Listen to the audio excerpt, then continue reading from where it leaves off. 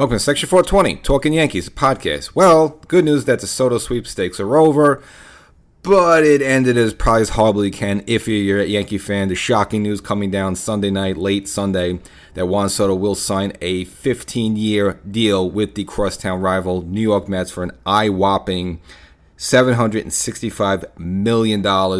Again, this is a deal, and this is a number that really no one saw coming. We all thought it would be around maybe 12 years, somewhere in the 600s. And I was very confident, very sure that if the money was kind of equal, that Soto would stay with the New York Yankees. But kind of goes against all that, and literally goes for the highest penny possible. Going with the Mets deal, where we hear with the Yankee offer was somewhere in the ballpark, 16 years at $760 million. So another year, a little less money, but more or less about the same thing. So, yes, if you're a Yankee fan, you're upset. But also, you look at this too. This is not a situation where the Yankees and Hausheimer was being cheap. And I think this also had to be more about Cohen just trying to make a statement more than.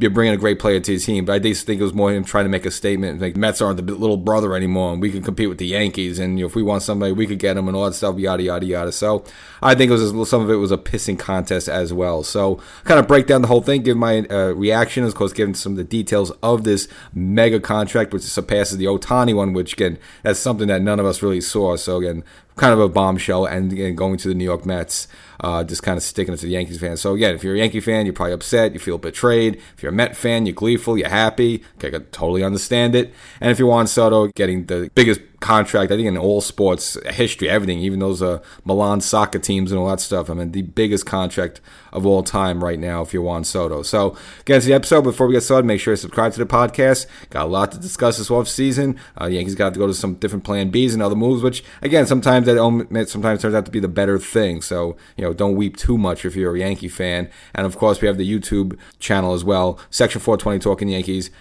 Check it out there, subscribe. New episodes go up, probably not as frequently here, so you want to make sure you're an audio podcast subscriber, but check out YouTube as well. So, Juan Soto said that he wanted to have this decision made by the time the winter meetings start. Well, here we are. The winter meetings are just about upon to start right now, so I guess that's off the books. And then once Juan Soto's name was off, you will see some of these other deals going out there. Now, again, this was really exactly a great free agency class. After Soto, you got Bregman, okay, but then after that, it's a little bit thin. I guess Corbin Burns, exciting. Max Fried, it's a name that been thrown out the Yankees. So, there wasn't exactly like, well, if we can't get Juan Soto, we're going to get somebody just as good under him. No, you're probably not going to find someone out there that could replace Juan Soto. But now that you're not going to spend all this money on him, not only next year, but the years to come, you can spread it around some other areas. So kind of, lets the Yankees maybe take a few gambles. Like I said, mentioned, something like Christian Walker at first base, where if you have this money that you weren't expecting to spend on Soto, well, maybe initially you weren't thinking about Walker, and you maybe didn't like him for, signing him at age 34. But now, hey, you know what? We got this kind of extra money we weren't going to use. Let's take a gamble. Let's take that extra, step and sign someone like Walker, or let's make that trade to get Bellinger in here, or even if they were even trying to kick the tires on Corbin Burns and Max Fried. All right, you know what? We weren't thinking about them, but you know what? We got this money now. Now we can throw it at them. So it's not really a total loss if you're the Yankees, but yes, it's hard to replace someone like Juan Soto. And you saw what he did to the lineup this season. As good as Judge is, having Juan Soto batting in front of him, it definitely helps some Judge's numbers as well there. So, they were kind of both, kind of depend on each other there. So, yeah, it is a hit. But, again, Juan Soto, I guess he wanted to take the best deal possible. Do I blame him? No. Just look, it's what it is. You play baseball. You're young in life. He's 26 years old. This is your chance to get your biggest deal possible. So I don't besmirch him whatsoever, but that's just what he is. He just did not. He was looking for the best dollar possible. He was not looking, for the best situation. Of course, if you look at the Yankee deal, it is just almost equally as the Met deal. I guess it's an extra year and it's a few less bucks, but it's right there. It's not disrespectful. So if he wanted to stay a New York Yankee, the Yankees did everything reasonably possible to make that happen.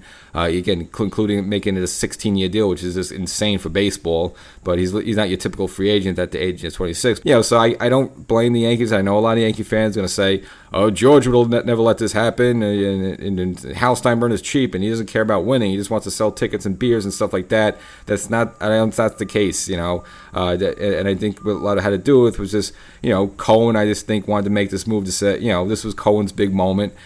and so like, hey, we're not the little brother anymore, and we can compete with you. And look, as long as Cohen's the owner of the team, that's somewhat true right now. I think if the Yankees really, really, really, really wanted to bring Soto back, they could have beat the Mets offer. But at the same time, too, you don't want to get like punked, for example. You don't want Soto coming up to you and say, hey, Cohen's offering this. Can you beat it? Okay, Steinbrenner says, fine, we'll offer you this. Then, Soto goes back to Cohen. Okay, Steinbrenner said he'll match you. Can you one-up it? Okay, fine. Hey, Steinbrenner, Cohen said he'll one-up it. Dude, you want to give me a little bit more? If you're the Yankees, too, you just don't want to be disrespected. Like, hey, you give the guy a reasonable deal, make it possible for him to be here. But if he doesn't want to be here and just wants to take the few extra bucks to go somewhere else, I don't blame the Yankees. I don't blame Hal. I mean, they made a reasonable offer. But if Cohen wants to use his very deep pockets and just kind of make a point more or less, okay, fine. But you let him go then. So, I know a lot of Yankee fans are going to complain about the Steinbrenner being cheap and George and that happened, but I don't think that's the case. I just think Soto wanted every last dollar possible. So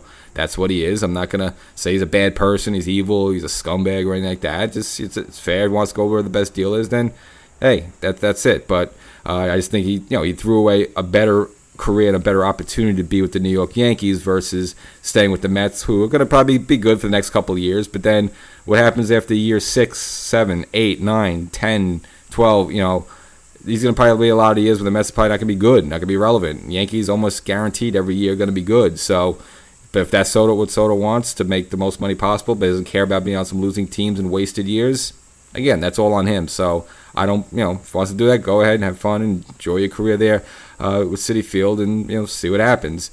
And I think with Cohen, I mentioned before at the top, I just think there's a little bit of a pissing contest. He thinks, I made a point here, I'm going to prove something like that. But I don't think it does, because it's still the Mets, it's still the Yankee organization. Yes, does it change things a little bit, because this is the first time really you could think that both the Mets and the Yankees wanted the player, and the Mets got the player. So it kind of feels a little different, in that regard. That is true. But I think if it's a player the Yankees really wanted here, and didn't care about, getting into a bit of a pissing contest, I think the Yankees have the resources to do that. But it gets to a point where you also have to have your self-respect. You can't just let someone just punk you around and use you just get a few extra dollars there. So, if Soto wanted to bounce back and forth between both organizations, try to get the best dollar possible, at a certain point too, you tell Soto, look, we gave you a fair offer, but if you don't want to be here, go enjoy yourself in Queens. And I think that's the way you put it that way. And if you're Cohen and the Mets and the Mets fans, you're very happy, you won, you're kind of, embarrassed, slapped around the big brother, the Yankees a little bit there, and you want to gloat a little bit, fine. It's all true, it's all real, it's there. But if you're a Yankee fan, the guy didn't want to be here, what are you going to say? Remember when Aaron Judge, a couple of off seasons ago, he could have taken more money to be with the Giants, but Hal stepped in last minute, and they had that kind of final call, and they put a deal together that didn't surpass the San Francisco Giant offer. It wasn't more than San Diego Padres were offering, but it was just close enough to give Judge a reason to stay as a Yankee. Judge wanted to be a Yankee, so Steinbrenner made it happen. Same thing with Garrett Cole. He was threatening to opt out for like a half a day, then said, all right, well, let me go back in, and then we'll work something out later on, because you kind of get the feeling that Garrett Cole likes being a New York Yankee. We saw him as a kid with the sign, Yankee fan now, Yankee fan forever, and, he's got the house in Jersey with the wife, and they post pictures online. It's home here for him. He probably doesn't want to move, really. A little bit business decision. You opt out and try to get some extra money. Again, it's business.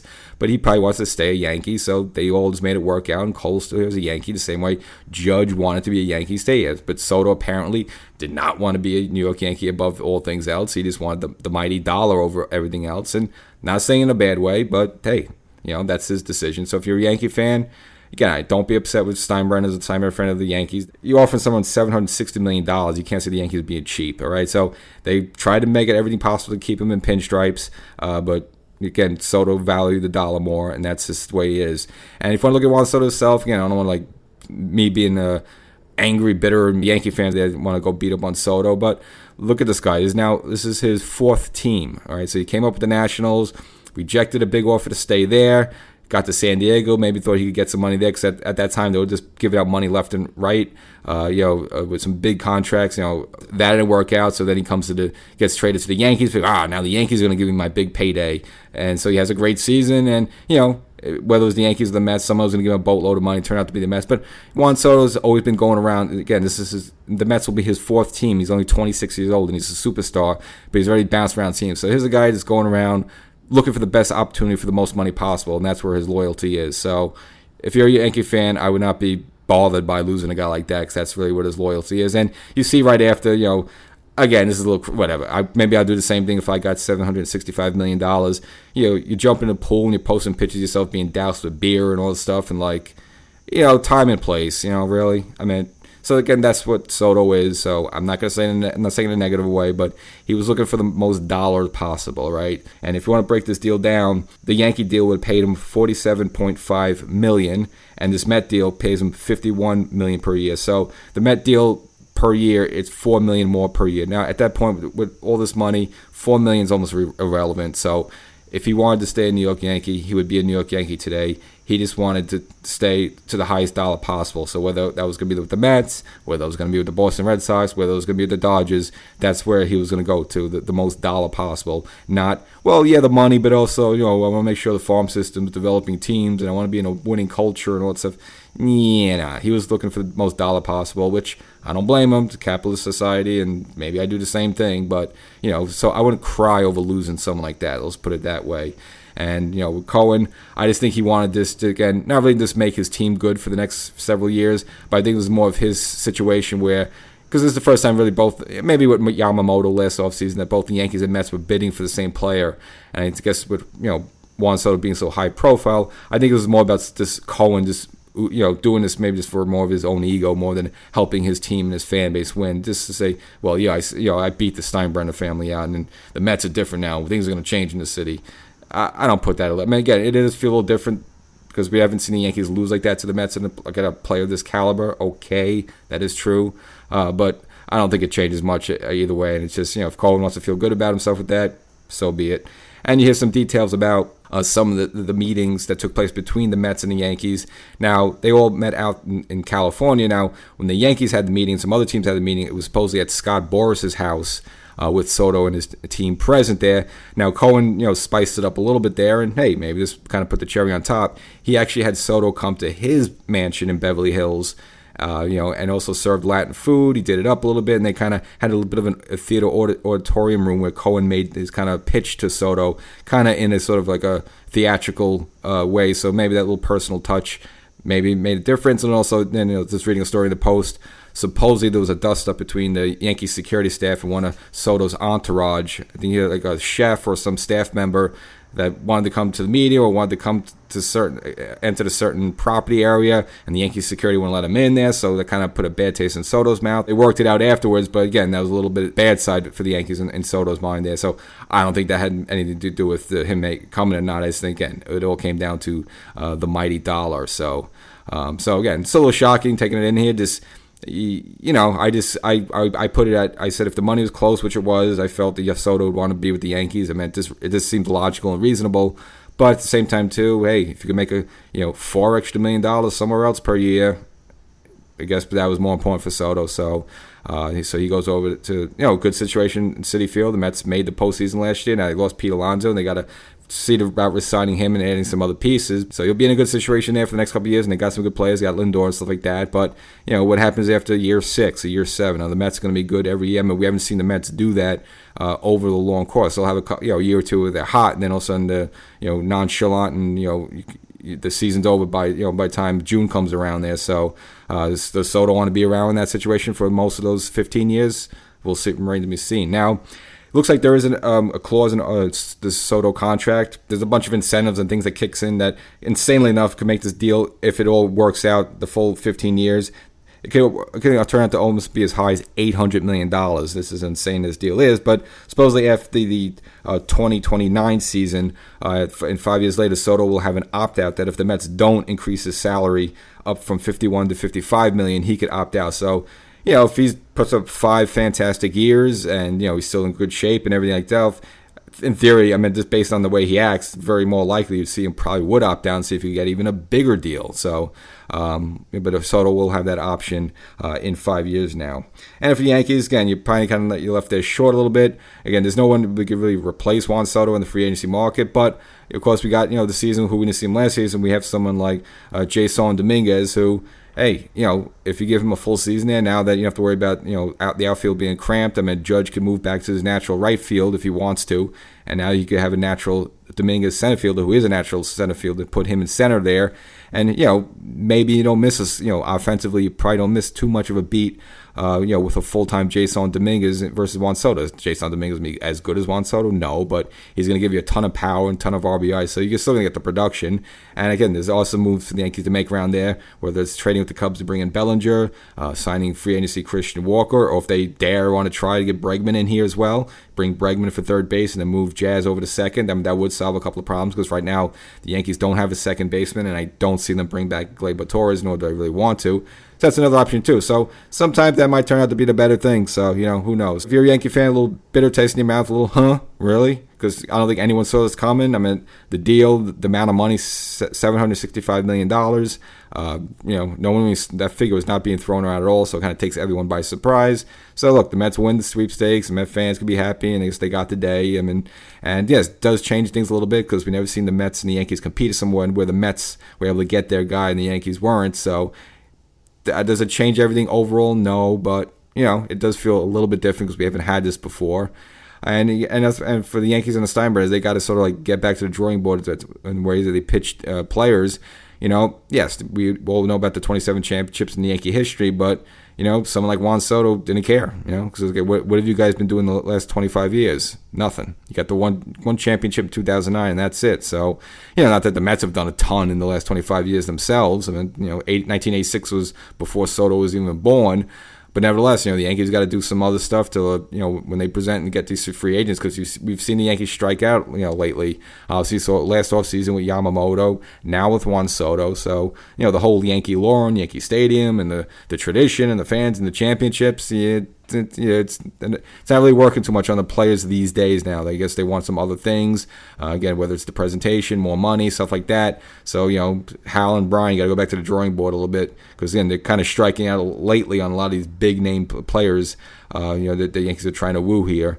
Again, usually the Yankees, if they really want someone like Judge or they really want someone at the time like Garrett Cole they needed, they do get their man. But again, in recent years, though, we've seen the Yankees strike out a little bit. So, they got to step up the game and, find other ways to pitch players other than just relying on the Yankee pinstripes and the rich history, because apparently someone like Soto didn't care less and rather go to an organization that's won 2 championships in their lifetime and, again, has faced a lot of misery and a lot of losing seasons, a lot of upset, disgusted fans. So for the near term, the Mets are going to be good because you just look at Lindor and Soto, they're going to be good. But what happens 3 years from now? So that all remains to be seen. Now, in addition to the Yankees talked with Soto, we heard that you got to mention the name before, Max Fried, the lefty from the Braves. The Yankees apparently had some talks with him.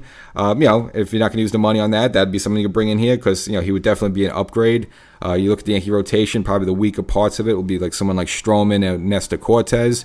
So now you have Stroman for one more season on the contract, but maybe Nestor Cortez, who you probably got the best out of him a couple of seasons ago. So obviously he's somebody you might want to look to upgrade. So maybe you include Nestor in some sort of deal right now. Now Nestor is arbitration eligible, so we don't know what he's going to get yet for 2025. I mean, the Yankees have offered him a tender deal. Looks like he hasn't accepted it. But again, if you would bring in Max Fried, that would definitely be an upgrade there. And of course, probably the bigger name out there would be Corbin Burns, who, if Cole opted out and left the Yankees, that would have been someone you would want to scoop up right away. Again, kind of a similar type of right-handed hard thrower. He's getting 4 or 5 years younger than Garrett Cole there, and he's going to probably get about $250 million.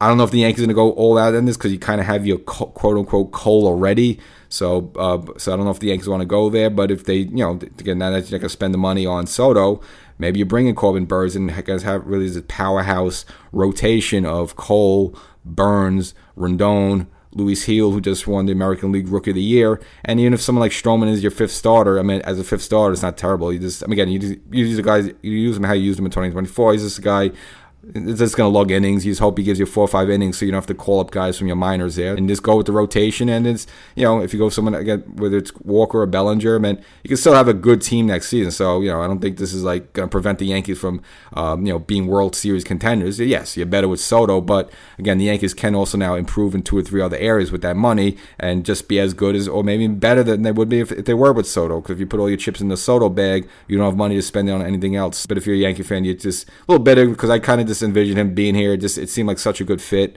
Him in right field and just him in the pinstripes and batting in front of Aaron Judge. It all just made sense. But I guess he just wanted the almighty dollar. So that's it with Juan Soto. So that's the episode. So a little shocking there. I don't think anyone saw this coming. And if you're a Yankee fan, you probably just bothered and upset. And we'll be interesting to see what happens when Soto does come to Yankee Stadium. I say he gets booed 60 to 40% of booing. I don't think it'll be a nasty boo, but kind of a little bit like, I guess, when Robinson Cano took a few extra bucks to go to Seattle, and I can almost see that being a similar situation. You're like, all right, go ahead, go to that other team. You have 1 or 2 good seasons, and after that, you're relevant. No one's talking about you anymore. So I don't think that'd be the case totally with Juan Soto, because I think he's a much better player than Cano was, and he's gonna be good for a number of years to come. He's only 26 years old, but I think it would be kind of like that. Like when Cano came back here, he got some good boos, and I could probably see something similar happening with Juan Soto. So that's the story. So the big name is done. So the mystery is over. So we don't have to think about it, talk about it, speculate. Juan Soto will be a New York Met, at least for the next 15 years, or if he decides to opt out after 5 years. But nevertheless, he is a New York Met. The Yankees now left empty-handed, and they're going to have to go to all their plan Bs, which aren't terrible, but not as sexy as Juan Soto, but it is what it is. We'll catch you next time.